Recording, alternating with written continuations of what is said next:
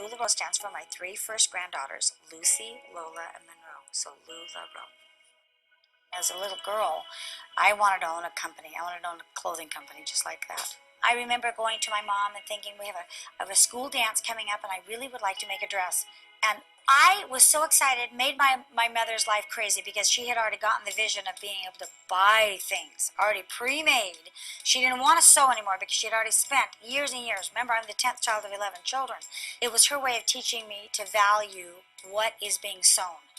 Value a pattern, value the neckline on something, value your buttons and your zippers and all the little trims that are being made. So it made me appreciate clothing a lot. Then I really caught the dream when I started having my own children, and we didn't have the money, we didn't have the resources for me to just go buy things. My third child, Nicole, came in to me one day, who loves anything that's unique and different. She will oftentimes find something at a thrift store and say, "Hey Mom, it's this size, can you cut it down and make it this size to fit me?" And I said, "No, I'm not going to do that." I said, "Let me draw you a pattern and let me make you a pattern because I know how to do that." And we went shopping and found, several swatches of fabric that we could use. And I came back, made the skirt.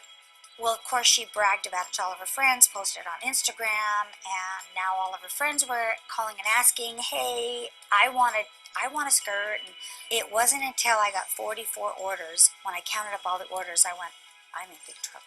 I do not want to cut 44 maxi skirts. I invested in fabric, and I drove it to my sewer, and he cut it all out and everything. It's, "Okay, DeAnne, I've got 300 and something pieces ready for you." I had started collecting names, and there were probably a good 200 names. And I figured out that I could do 3 parties a day because I knew there was a need and there was a drive and there was excitement there. So I called him on the phone and I said, "Hey, I have got skirts. You've got to try them on. You're going to love them. And I've got probably 30 different fabrics. You're going to fall in love with these." And I booked a bunch of parties. And I remember selling 300 maxi skirts in 3 days.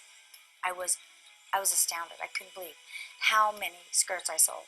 And it was Mark that said, "Why don't we put our heads together and let's come up with a business plan that can help other women make money?" I knew many of the consultants that were coming on would be that range of raising their children. And we needed to make it very easy and very simple and not too confusing and not too detailed so that they wouldn't get frustrated and say, "I can't do this. I'm too overwhelmed. I got kids and diapers and sickness." And what really affects me is when women call me and say, "My husband just lost his job, so I guess I'm it." And they say, "Do you think I can do it, DeAnne?"